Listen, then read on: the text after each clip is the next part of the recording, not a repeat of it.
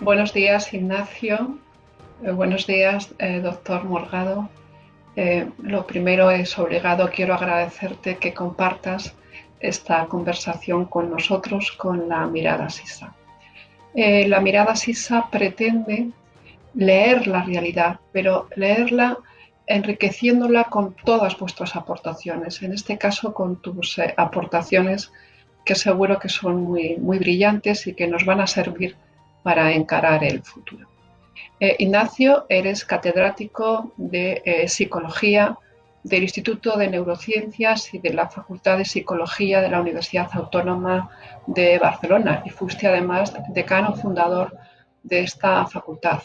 Eres un investigador de reconocido prestigio y has publicado libros muy interesantes, muy importantes y también muchos artículos científicos.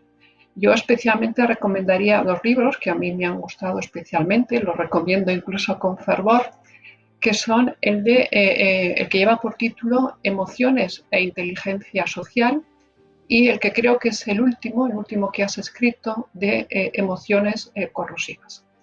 Desde tu experiencia profesional, desde el campo al que le has dedicado toda tu carrera profesional, el campo de la psicobiología, si te parece, empezamos esta charla y es obligado que comentemos pues, lo que nos ha ocurrido este último año, desde marzo del año pasado. ¿Te parece? ¿Te parece que empecemos a hablar de lo que nos ha ocurrido? Te haría, para empezar, una pregunta. Todos, en mayor o menor medida, hemos sentido miedo. Miedo unos al contagio, otros al contagio y al contagiar también a los integrantes, a los miembros de sus familias, como pueden ser los profesionales sanitarios. También ha habido un miedo a perder el trabajo. Hay muchas personas que han perdido su trabajo, que han perdido sus empleos o que han estado o están en ERTE y no saben si saldrán o no saldrán de esta situación. Me gustaría que nos hablaras acerca del miedo, de los integrantes de este miedo que tienen diferentes pesos, ¿no? Tiene diferente peso la incertidumbre, el propio riesgo en sí mismo y cómo podemos abordar el miedo, cómo podemos superar el miedo. Muchas gracias, María. Permíteme, en primer lugar, pues que exprese mi satisfacción por estar en esta entrevista en tu espacio. Es para mí un honor que me la hayas concedido, que me hayas concedido esta entrevista.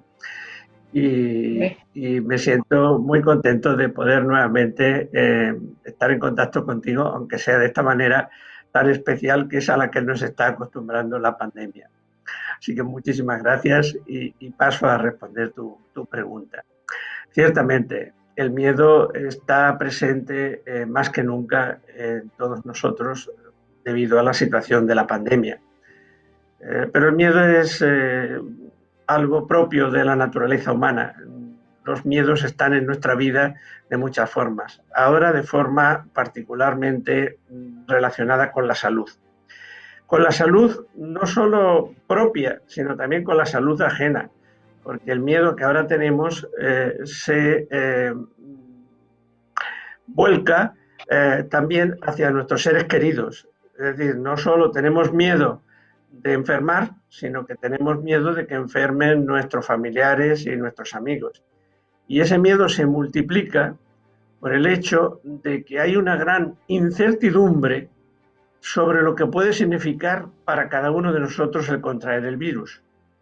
Porque estamos viendo que la reacción del cuerpo de cada persona al virus es muy diferente. Desde quien no siente absolutamente nada o casi nada, ni siquiera se entera de que ha sido contagiado por el virus, hasta quien acaba en una UCI y, en fin, desgraciadamente, pues incluso quien acaba falleciendo, ¿no? Y claro, eso nos tiene aterrorizados, porque una de las cosas que produce más miedo, y eso lo ha estudiado muy bien la psicología y la neurociencia, es la ambigüedad, la incertidumbre.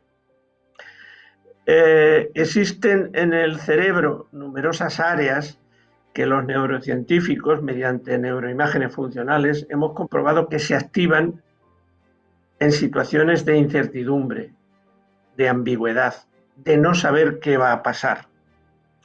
Y generalmente son áreas relacionadas con emociones negativas, con estados emocionales, digamos, indeseables, con el miedo, en definitiva. Y por tanto, lo peor que nos puede pasar en una situación como la que estamos viviendo, pues no saber qué va a ser de nosotros. Estamos en relación con nuestra salud, en esa situación que suelen estar los adolescentes cuando empiezan a dejar de serlo y quieren saber qué van a ser en la vida, ¿no?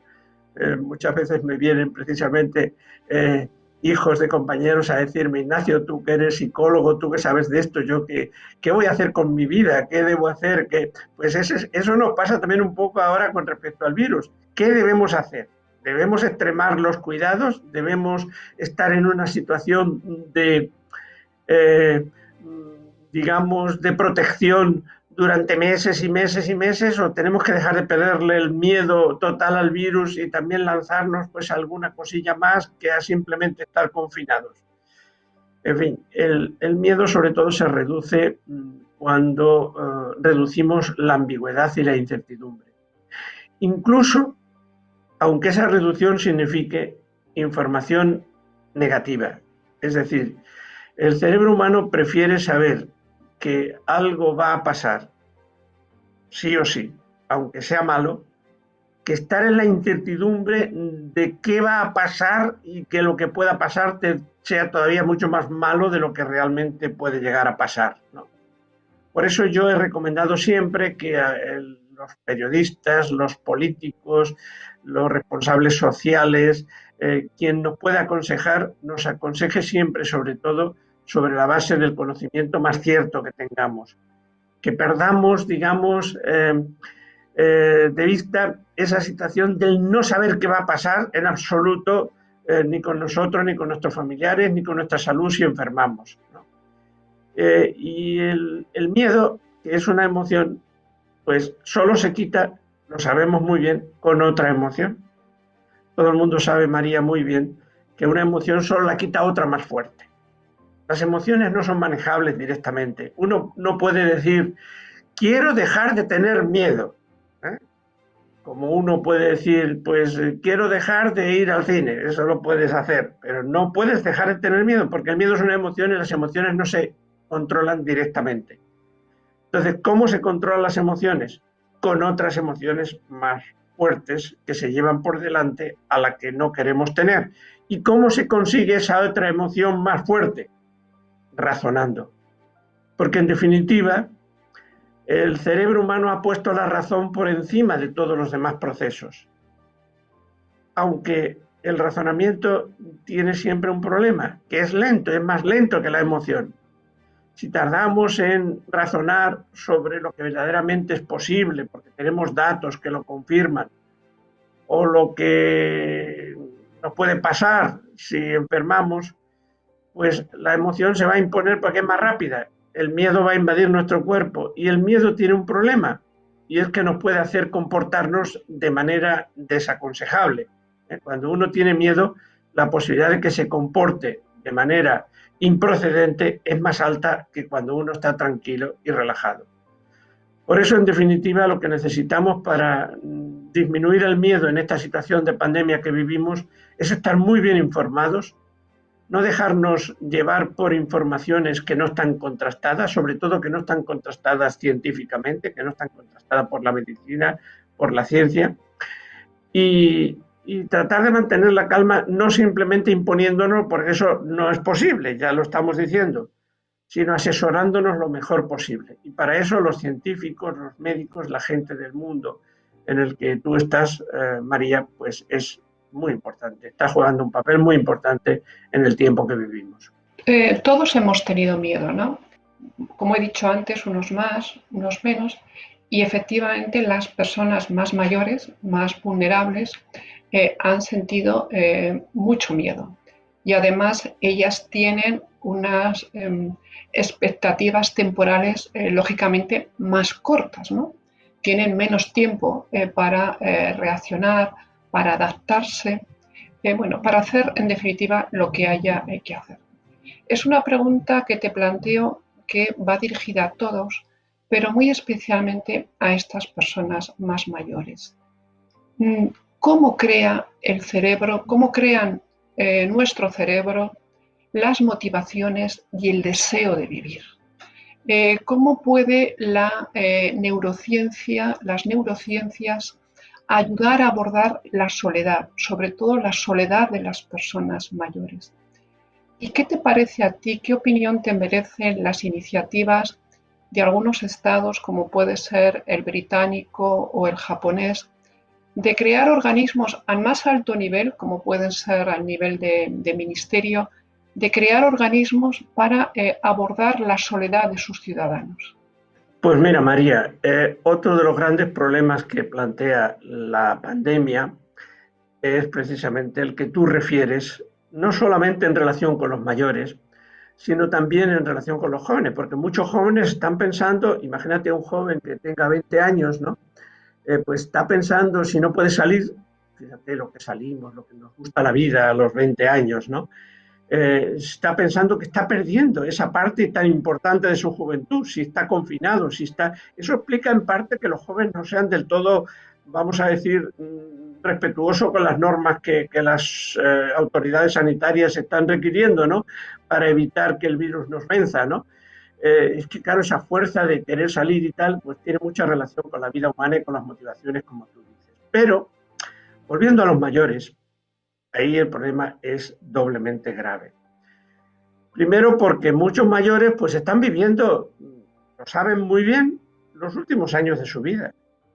Y es una pena que los tengan que vivir de esta manera, confinados, sin salir. El otro día veíamos a una señora que acababa de tener su primera visita al exterior desde una residencia y decía que lo que más ha lamentado del tiempo que está pasando pues es el no haber podido salir, el estar encerrada. Claro, las personas mayores piensan que el final de sus vidas no puede ser en un encierro ya definitivo. Eso es muy grave.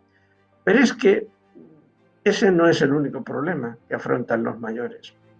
Los mayores afrontan con el encierro, con el no poder moverse, con el no poder ver a sus familiares, amigos, compañeros, con el no poder pasear, con el no poder salir, otro problema de bastante gravedad.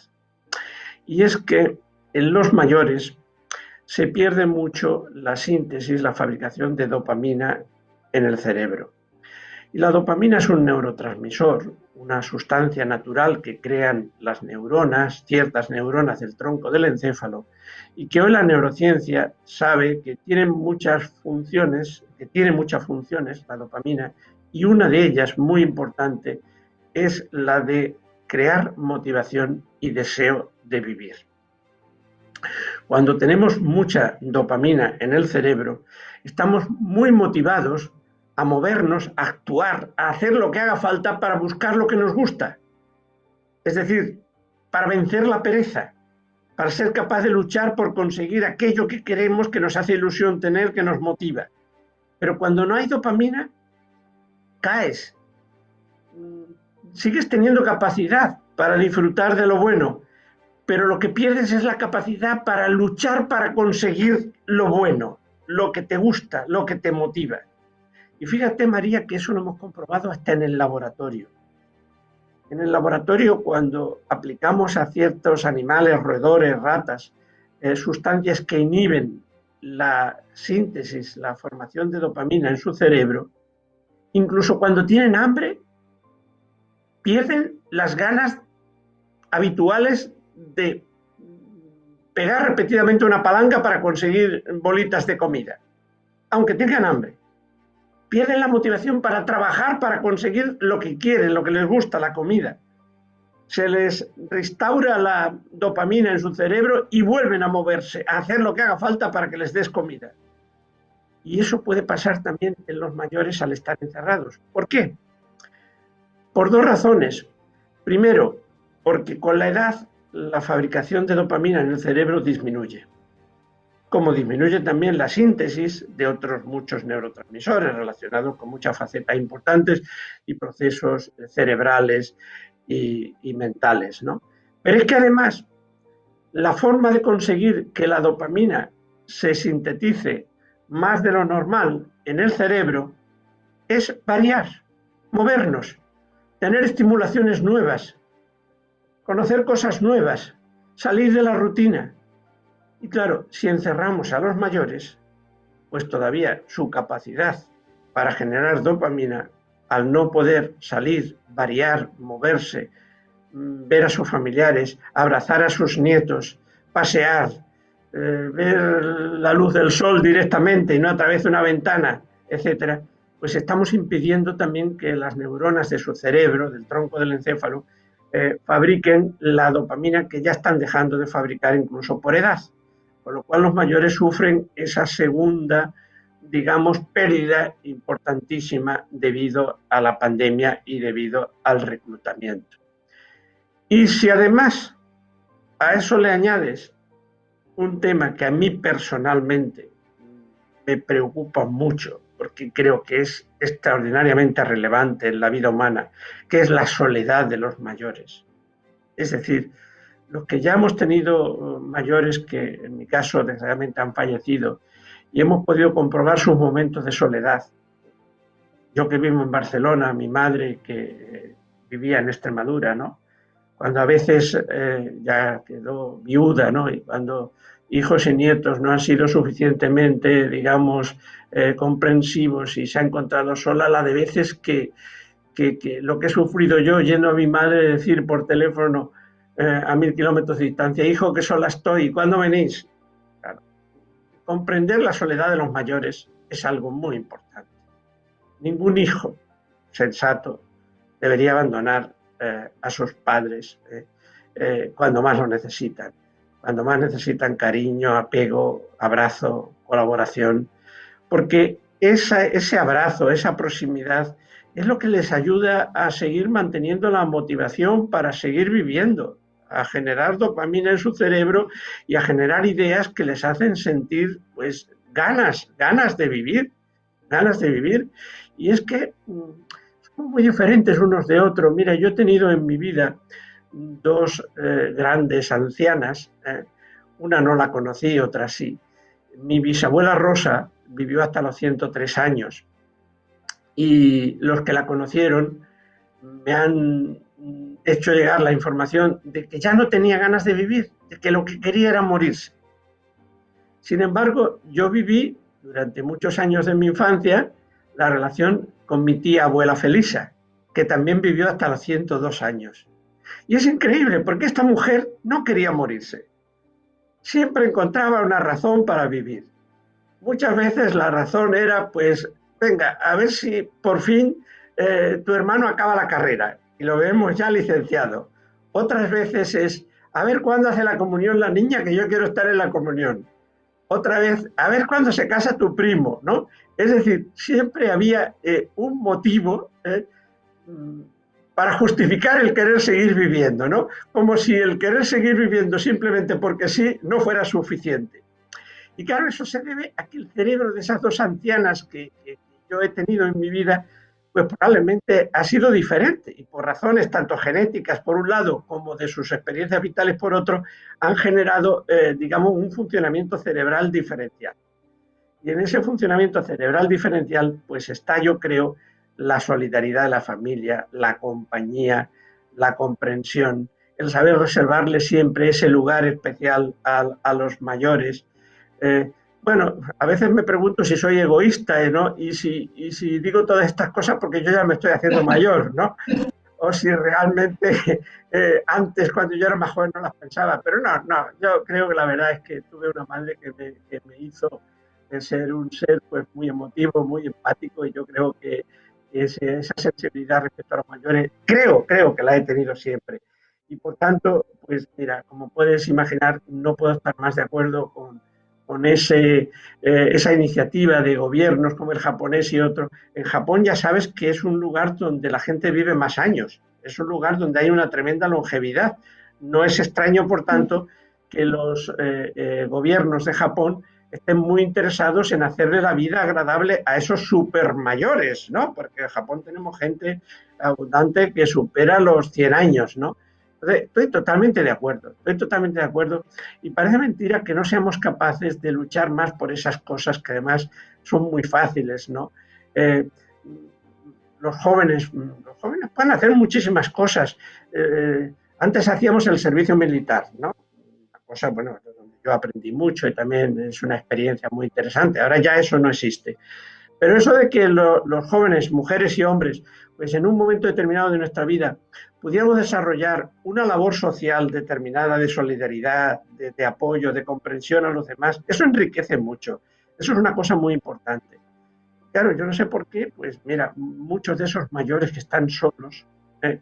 Podían beneficiarse muchas veces de compañías transitorias, circunstanciales, regulares, de jóvenes que se prestaran voluntarios a hacer esas cosas, ¿no? Y ese ministerio que Japón o otros países quieren crear, pues podía precisamente crear legiones incluso de estos jóvenes dispuestos a acompañar a los mayores, a ayudarles, a se pueden hacer tantas cosas con los mayores, es decir, ya que no hiciera falta tampoco simplemente contratar a una persona, sino tener una parte de ese apoyo debido a voluntarismo de gente joven, que seguro que la gente joven también se beneficiaría de la riqueza que nos proporcionan los mayores, porque es que tienen una sabiduría impresionante, ¿no? Que la tendríamos que saber aprovechar, ¿no? En vez de huir de lo que nos pueden aportar los mayores, porque ya son viejos, porque ya nosotros estamos en otra órbita, estos están ya, digamos, obsoletos. No, no, no, no, no. De la sabiduría, digamos, popular y de la experiencia que tienen los mayores, siempre podemos beneficiarnos mucho todos. Y por eso yo creo que ese ministerio del que tú me hablas puede establecer una relación bidireccional. Hay gente que puede apoyar a los mayores y hay mayores que pueden, digamos, mejorar la madurez, la formación, incluso los sentimientos de la gente joven. O sea que creo que estás tocando un tema capital con lo de la soledad de los mayores y desde luego cualquier cosa que se haga para reducirla, yo la apoyo totalmente como profesional de la ciencia y como persona.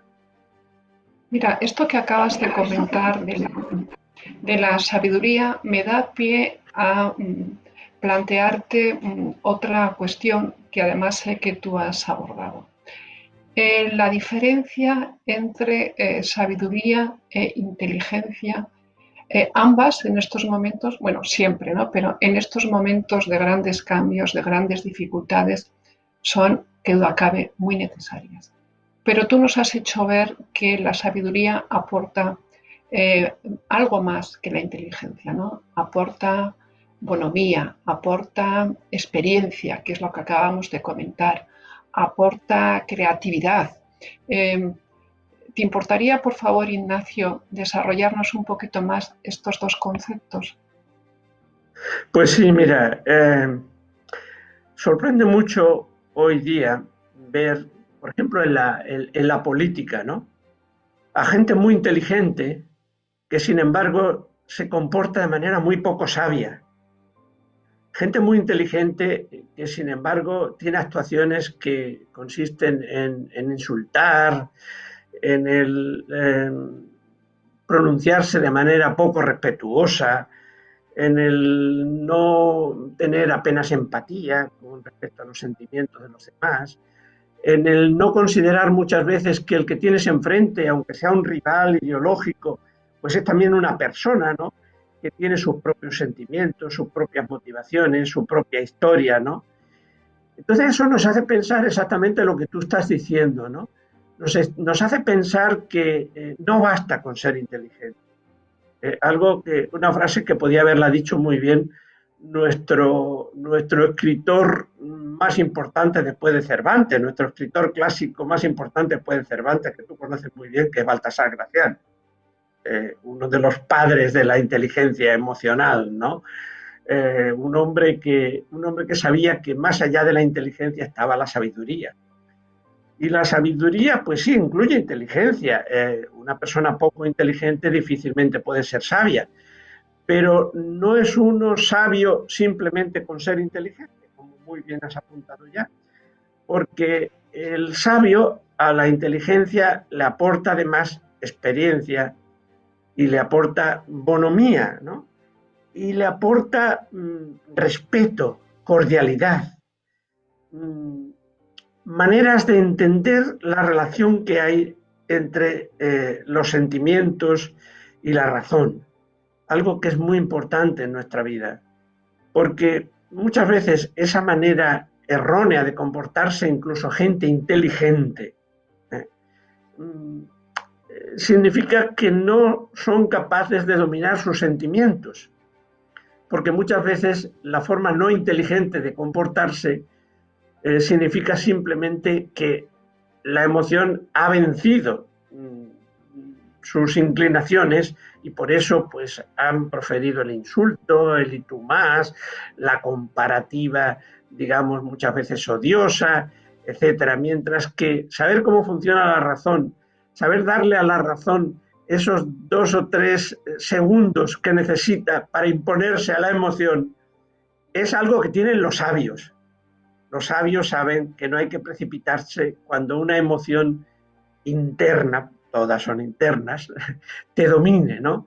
Que hay que saber resistir, aguantarse, porque si bien es cierto, y eso es muy importante, María, saber que la emoción en sí misma no es, digamos, controlable. Tú no puedes dejar de odiar si odias, tú no puedes dejar de envidiar si envidias, tú no puedes dejar de tener celos si los tienes, tú no puedes dejar de ser codicioso si eres un codicioso. Lo que sí es controlable, gracias a la razón, es cómo te comportas cuando tienes esa emoción. Tú puedes no dejar de envidiar a un compañero.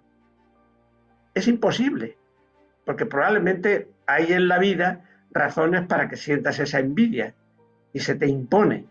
Pero lo que sí puedes evitar es hacerle daño a ese compañero porque le envidias. Puedes evitar hablar mal de él.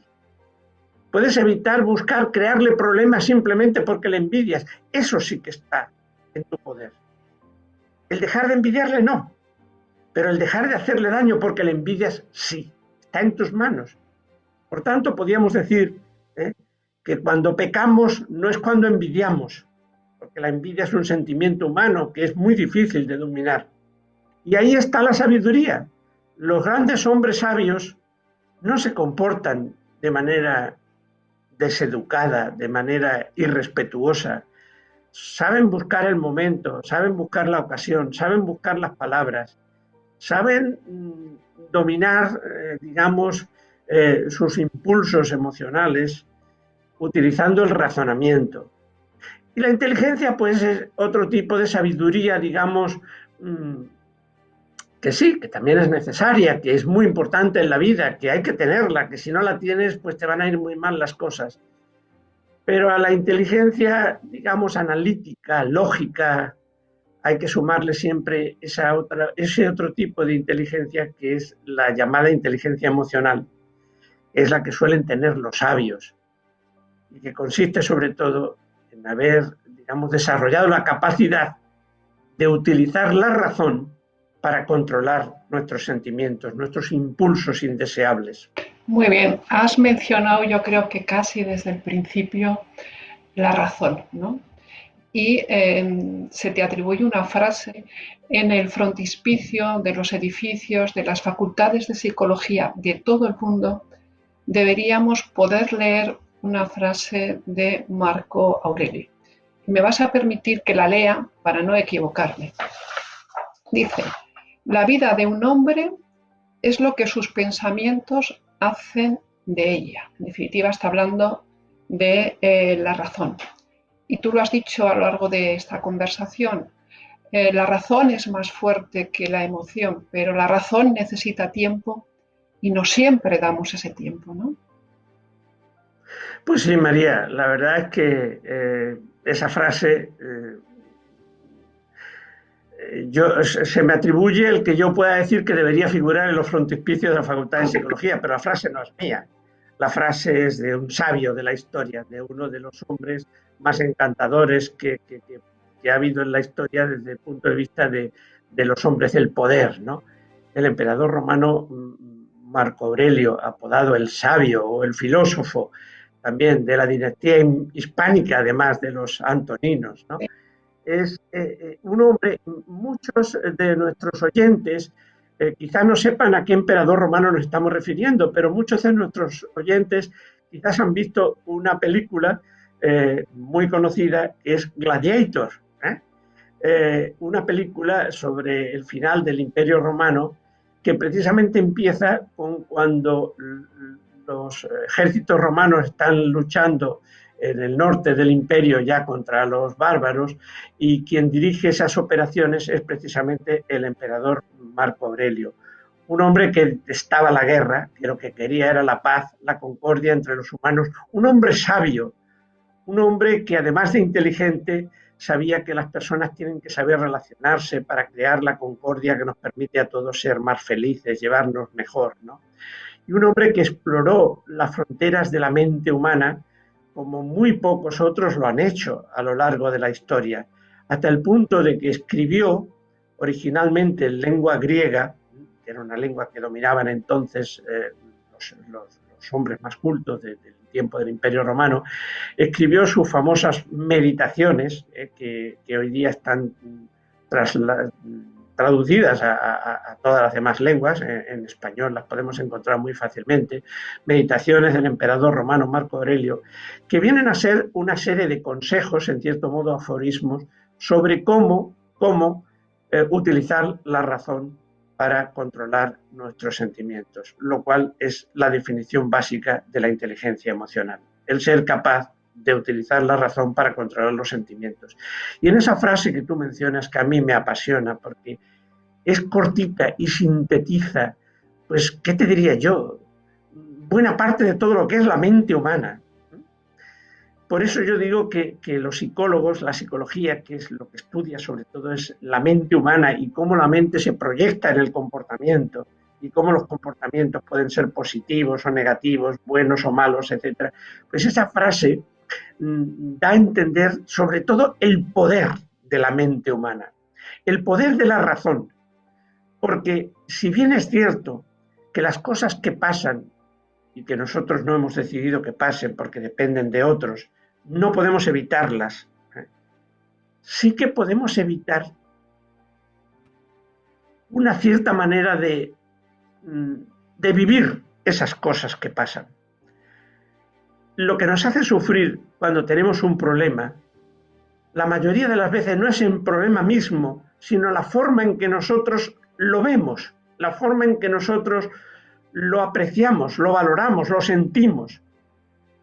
Muchas veces, muchas personas pueden tener una enfermedad y lo que más les hace sufrir por tener una enfermedad o por haber recibido un disgusto, como por ejemplo, pues que te han negado un trabajo o un proyecto, etcétera, lo que más te hace sufrir no es esa negación, no es esa enfermedad, sino la forma en que tú la vives. Y la forma en que tú la vives, eso sí que lo puedes cambiar. Tú no puedes evitar que te hayan negado un proyecto. Tú no puedes evitar el tener una enfermedad. Pero siempre puedes vivirla de otra manera, que te haga sufrir menos que si la vives de una manera muy negativa. Y eso es lo que quería decir Marco Aurelio, lo que él entendió, lo que él se dio cuenta perfectamente, que era un poder de la mente humana, que era un poder de la razón. Ese poder que tiene la razón para cambiar nuestros sentimientos y por tanto para cambiar nuestro bienestar, para cambiar nuestras motivaciones, nuestro modo de vivir, nuestra ilusión por vivir, nuestras ganas de vivir. Se dio cuenta absolutamente. Y era un hombre además sabio, porque reunía todas esas cualidades que hemos estado comentando, la bonomía, el respeto, la cordialidad. Fíjate que la película, si la recuerdan nuestra audiencia, consistía el principio de la película en que él quería que el Imperio Romano dejara de ser un imperio violento, de conquistas militares, de guerras, y pasara a ser un imperio de paz. Y le preocupaba que él ya se veía mayor, que ya veía que le faltaban pocos años de vida que su heredero iba a ser un hombre de guerra, un hombre violento, un hombre que iba a continuar la tradición militar del Imperio Romano. Y él tenía ganas de que su heredero fuera un hombre diferente, un hombre más como él, más sabio, más buscador de la paz, de la concordia, del entendimiento entre los pueblos, ¿no?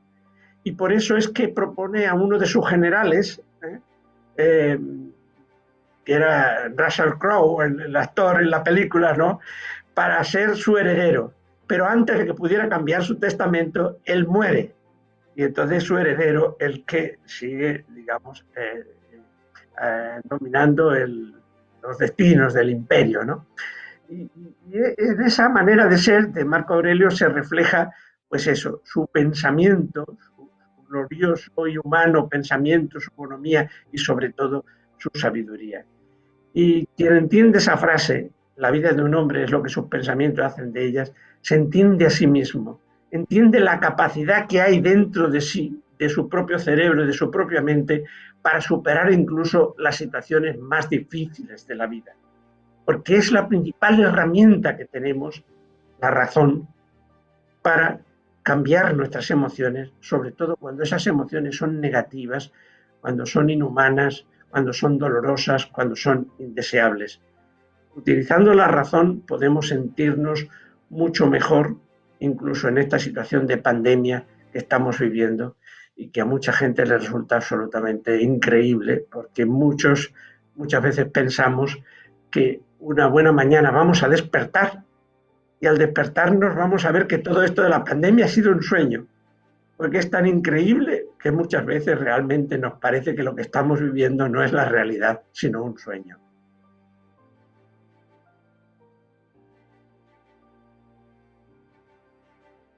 Este contexto, en el actual contexto de pandemia y con el objetivo que tenemos en la mirada sisa de mirar hacia adelante, utilizando la razón, utilizando los pensamientos, como nos recordaba Marco Aurelio, ¿qué cabida le das al optimismo?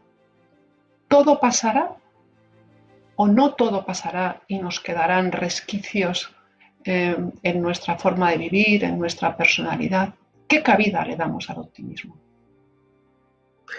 Pues mira, el optimismo no es algo tan voluntario como pudiéramos creer, o sea, tan dependiente de nuestra voluntad, ser o no ser optimista, porque la psicología y la neurociencia ha comprobado que existe un tipo de optimismo llamado no realista, optimismo no realista, que parece que está de alguna forma impuesto por nuestras neuronas. Y aunque nos resistamos a no tenerlo, lo tenemos. Y se expresa sobre todo cuando tú le haces a las personas preguntas sobre su futuro y sobre la posibilidad de que su futuro incluya cosas negativas, es decir, sobre la posibilidad de que su futuro sea pesimista. Y la verdad es que casi todo el mundo, aunque no lo parezca, tiende a huir de manera no realista del pesimismo. Porque cuando tú le preguntas a una persona, ¿qué probabilidad hay de que puedas tener un cáncer? ¿Qué probabilidad hay de que tengas un accidente de coche? ¿Qué probabilidad hay de que tu matrimonio fracase y te divorcies? ¿Qué probabilidad hay de que se te muera una persona querida? Cuando tú le haces a una persona, a cualquier persona, a la mayoría de las personas, una encuesta con ese tipo de preguntas, te vas a encontrar con la extraordinaria sorpresa de que los porcentajes de probabilidad que te va a dar cuando se refieren a sí mismo o a seres queridos son porcentajes mucho más bajos de los reales. Porque cuando tú coges la estadística, por ejemplo, de la probabilidad que tenemos de tener un accidente de tráfico, ¿entiendes? Pues la probabilidad de tenerlo es mucho más alta de la que nosotros creemos de tenerlo. La probabilidad, cuando tú le preguntas a unos recién casados qué probabilidad hay de que este matrimonio dure poco, te van a decir pues ninguna, cuando se lo pregunta de recién casado, pero cuando coges las estadísticas y ves en ese mismo país y en esa misma clase social el porcentaje de divorcios que hay, quedas alucinados de cómo nos engañamos a nosotros mismos de una manera automática. Es lo que se llama el optimismo no realista. Y el hecho de que sea tan poderoso, tan fuerte, pues nos hace pensar que hay en nuestro cerebro algo que nos lo impone, como un mecanismo de la selección natural para no desmotivarnos tanto como para perder ilusión y ganas de vivir. Y es que ocurre, María, que incluso cuando le das a una persona las cifras reales de todas esas cosas que hemos comentado, no ajusta su mente a esas cifras, no las ajusta y sigue creyendo que su probabilidad de tener un cáncer es menor de la que realmente tiene. Y sigue creyendo que cualquiera de nosotros seguimos creyendo que nuestra probabilidad de tener un accidente de coche es menor que la que realmente es, salvo en una situación, María, salvo cuando la estadística que nos dan no es en contra, sino a favor. Entonces sí que ajustamos nuestra mente. Está comprobado. Ahora mismo no recuerdo el nombre de la científica inglesa que lo ha estudiado, porque yo también con mi edad ya empiezo a perder los nombres y necesito repasarlos. Pero hay una mujer en Inglaterra, una psicóloga muy buena, que ha estudiado el optimismo no realista y ha comprobado perfectamente cómo todo eso pasa. Cuando lo que nos dicen es a favor, entonces sí ajustamos nuestra mente y mejoramos nuestra estadística, nuestro sentimiento de probabilidad de que algo pase a favor, ¿no? Pero fíjate que entonces el optimismo no es sencillamente como muchas personas creen, es que tú eres muy pesimista, es que tú eres muy optimista, como si esa manera de ser, porque el optimismo en definitiva es una emoción, es el vivir en una emoción positiva, optimismo positivo, o incluso vivir en una emoción negativa, pesimismo, ¿no? Lo contrario. Pero fíjate que lo que estoy diciendo es que no es algo, al ser emoción, una vez el optimismo o el pesimismo, pues como todas las emociones, no es algo tan dependiente de nuestra voluntad como podemos creer. Se nos impone, debido a que a la información que recibimos, al ambiente en el que vivimos, a los consejos que se nos dan, a nuestra experiencia vital y también, y esto es lo que está demostrando la ciencia, a que hay en nuestras neuronas una resistencia especial a huir de todo aquello que nos hace sentir que el futuro es negro, porque si se impusiera ese tipo de sentimiento pesimista en nuestras vidas, y es lo que ocurre en algunas personas neuróticas, pero no en la mayoría de las personas normales, pues lo íbamos a pasar muy mal y eso podía tener consecuencias para nuestra salud, porque eso podía originar estrés. El pesimismo origina estrés. El pesimismo, cuando el pesimismo se instala en tu mente, en tus neuronas y en tu mente, es como cuando conduces y llevas todo el rato pisado el acelerador del coche. El acelerador tiene que pisarse para adelantar, pero después ya deja de pisarlo y volver a la velocidad normal. El estrés que puede originar ese pesimismo permanente en nuestras vidas, pues es como una imposición de estrés permanente. Y el optimismo es contrario a ese estrés y a ese daño que puede causar el estrés en nuestras neuronas, en nuestro sistema circulatorio, en nuestro sistema inmunológico. Ser optimistas hoy día significa pues tener un sistema inmunológico mejor. Es decir, no dañar tu sistema inmunológico, nuestro sistema inmunológico, con el estrés que crea el pesimismo. Y por tanto estar mejor preparado para afrontar el virus, porque el virus, claro, no nos va a contagiar si se inocula en nuestro cuerpo una mínima cantidad del mismo que nuestro propio sistema inmunológico puede vencer. Para que el virus nos acabe contagiando, tiene que ingresar en nuestro cuerpo una determinada cantidad que ya supera a nuestras defensas, a nuestro sistema inmunológico, ¿no? Y en ese sentido, pues tocas otra tecla muy interesante cuando hablas del optimismo. Y yo lo que quiero decir es que el optimismo lo vamos a tener, salvo que una persona sea muy neurótica, y en ese caso habría que incluso que buscarle alguna forma de ayudarla a salir de ese neuroticismo, lo vamos a tener porque no solo es una cuestión de voluntad, de decir quiero ser optimista, me propongo ser optimista, es también es algo que está mucho más instaurado en nuestras neuronas de lo que creemos y en nuestra mente, hasta el punto de que incluso cuando nos dan razones para ser pesimistas, diciéndonos, por ejemplo, que la probabilidad de tener un accidente de tráfico es mayor del 50%, pues no nos lo creemos. No nos lo creemos, nuestras neuronas nos impiden creérnoslo. Y eso es bueno que ocurra, María, porque no podemos vivir en un estado de pesimismo y de estrés permanente, porque ese estrés, ese pesimismo, daña nuestra salud somática del cuerpo y nuestra salud mental de la mente. Por tanto, el optimismo está ahí, es muy valioso y nuestras neuronas nos ayudan a tenerlo. Estupendo. Ya estamos terminando, Ignacio, y me gustaría que desde tu conocimiento, desde tu experiencia y después de todo lo que hemos comentado acerca de la razón, de las emociones, del propio optimismo, de la experiencia, de la sabiduría, que nos dijeras algo para ayudarnos a encarar el futuro y a encarar los grandes cambios que presumiblemente se van a producir. ¿Qué nos puedes decir? Bueno, pues ya me gustaría a mí tener una pócima mágica, un bálsamo de fierabrás, ¿no? Para poder otorgárselo, cedérselo a cualquier persona que lo necesitara para hacer de su vida algo mejor de lo que ya pueda ser, ¿no? Creo que implícitamente pues hemos estado dando razones para afrontar ese futuro con mejor perspectiva, ¿no? En primer lugar, pues no dejarnos llevar por el pesimismo, darle vueltas a nuestros pensamientos, utilizar, saber que nuestra vida va a ser lo que nuestros pensamientos hagan de ella, es decir, exactamente lo que decía Marco Aurelio. Saber que si nos van mal las cosas, no es tanto, o sea, darle muchas vueltas a esa frase de Marco Aurelio, porque es la clave de todo.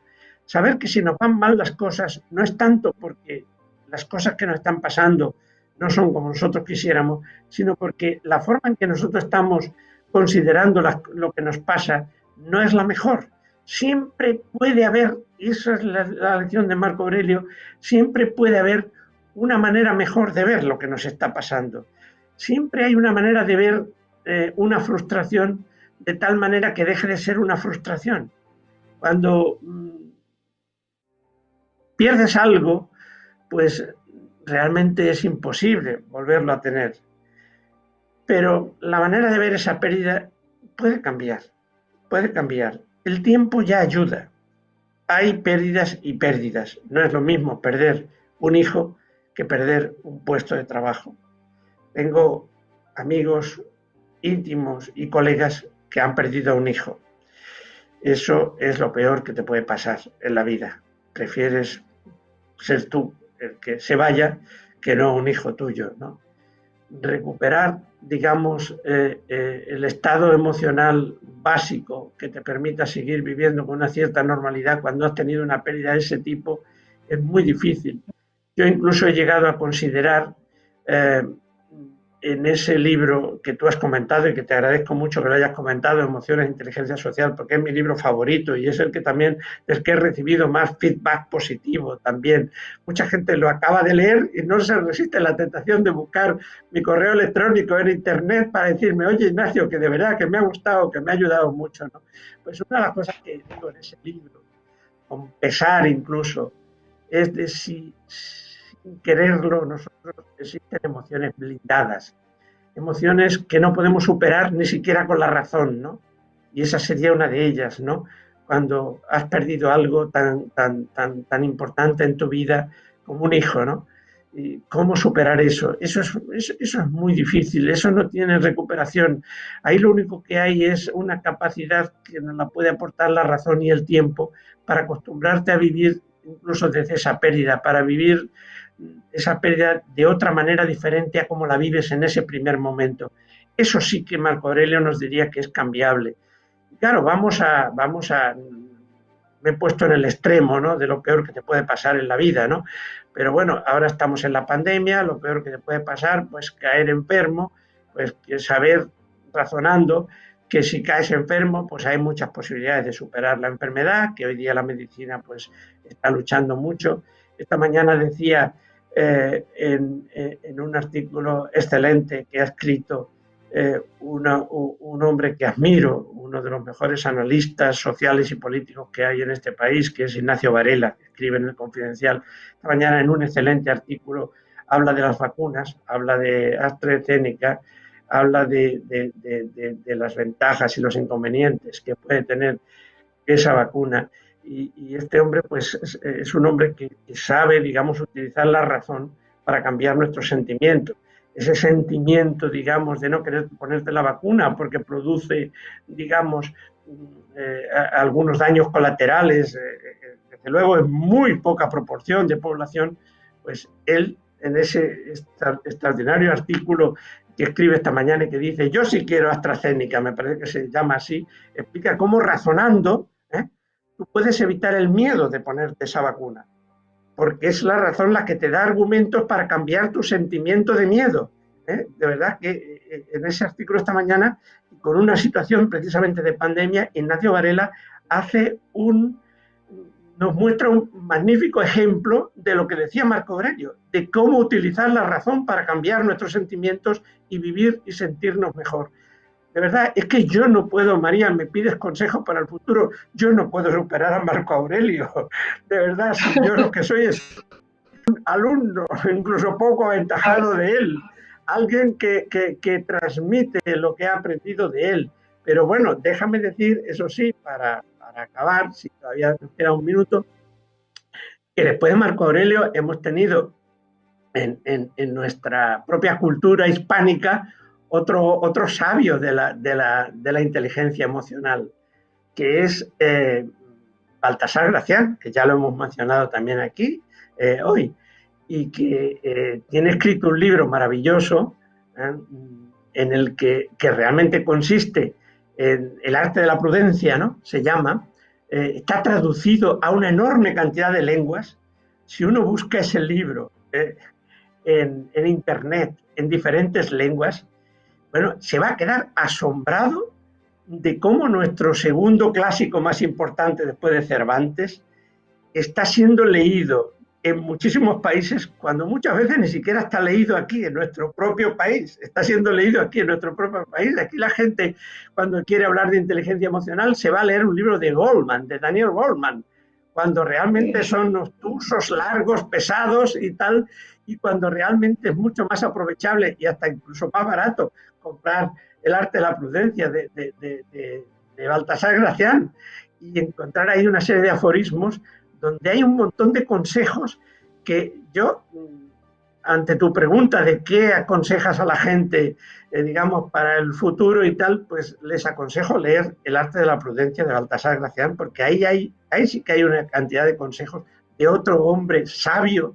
de la historia, de otro hombre que además de inteligente ha sido sabio, y que realmente yo bebo de esas fuentes y muchas de las cosas que he podido escribir, y tú lo sabes muy bien, en el libro de Emociones e Inteligencia Social, pues muchas veces parece que lo voy siguiendo un poco a caballo de Baltasar Gracián, ¿no? De ese jesuita sabio que sin saber nada del cerebro ni de las neuronas tenía una visión clarísima de cómo funciona la mente humana, ¿no? Y que son cosas que muchas veces son muy naturales, porque cuando te las explican dicen, ahí va, pues es verdad, si yo ya, pues casi que lo sabía, pero no me había hecho explícitamente consciente de ello, ¿no? Porque muchas veces las cosas son mucho más simples de lo que creemos. Así que el consejo es ese, María. De verdad, si así funciona el cerebro, así funciona la mente humana, tener inteligencia emocional es aprender a usar la razón para gestionar nuestros sentimientos. Y hay personas que pues, nos ayudan, hay cursos de inteligencia emocional que ayudan mucho a hacerlo. Pero uno lo que más te enseña a hacerlo, de verdad, no es un curso, ni de internet, ni presencial, ni nada. Lo que más te enseña a hacerlo es la propia experiencia. Tu propia experiencia, cuando te vas haciendo mayor, te das cuenta de que realmente lo que realmente cambia tu vida muchas veces es tu manera de reinterpretar las cosas que pasan, tu capacidad adquirida con el tiempo y con la experiencia para ser capaz de darle vuelta a las situaciones y no amargarte la vida de la forma que anteriormente te lo hubieras podido amargar cuando te han pasado cosas desagradables o cosas inconvenientes. Sí, muchas gracias, Ignacio. Yo confío que en esa experiencia que vamos acumulando a lo largo de los años, pues todos saquemos un ratito para escuchar todo lo que nos has dicho hoy en la mirada Sisa, que ha sido muy interesante y que remarca justo lo que nos acabas de decir, que a veces pueden parecer obviedades, pero que hay que escucharlas, nos las tienen que decir en voz alta o tenemos que leerlas para darnos realmente cuenta de lo que es importante. Y el peso que tienen los sentimientos es menor si lo sabemos gestionar, o las emociones, mejor dicho, al peso que deben tener los pensamientos. Así que, Ignacio, por mi parte, nada más. Como siempre, ha sido un placer charlar contigo. Lo sabía desde el principio, pero en cualquier caso ha sido incluso más de lo que inicialmente pensaba, ¿no? Así que muchísimas gracias por tu tiempo, muchísimas gracias por tu disponibilidad. Siempre estás accesible cuando te pedimos colaboración. Y bueno, no sé si quieres decirnos algo más y enviarte un abrazo muy fuerte, aunque sea en este caso a través de la cámara. Muchas gracias, Ignacio. Pues sí, María, yo también puedo decirte que ha sido un placer, que siempre que me reúno contigo para alguna cosa, pues ha sido realmente un contacto extraordinario, hemos aprendido mucho el uno del otro, hemos intercambiado sentimientos, afectos y en este caso hemos intentado mutuamente pues transmitir lo que sabemos para ayudar a quien pueda beneficiarse de lo que hemos transmitido. Gracias, María. Ha sido un placer y te doy esas gracias a ti, a los compañeros que nos han ayudado técnicamente, porque estas cosas no son fáciles y a veces el preparar el equipo pues es la clave de que todo vaya bien y te reitero esa disponibilidad. Es decir, aquí me tienes para lo que yo modestamente pues, pueda siempre ayudar en tu magnífico trabajo. Y nada, que si vienes por Barcelona, pues no dejes de avisarme, sobre todo cuando ya haya acabado la pandemia y no haya posibles, digamos, riesgos de infección, para que, qué sé yo, pues que visites nuestra universidad o que comamos juntos o que pasemos un rato juntos o lo que tú quieras. Y yo si voy por Madrid, pues nada, intentaré también cuando haya ocasión de volver a verte, darte un abrazo ya no presencial, sino de verdad. Pues quedamos emplazados, bien en Barcelona, bien en Madrid, en vernos pronto. Gracias, Ignacio. Hasta pronto.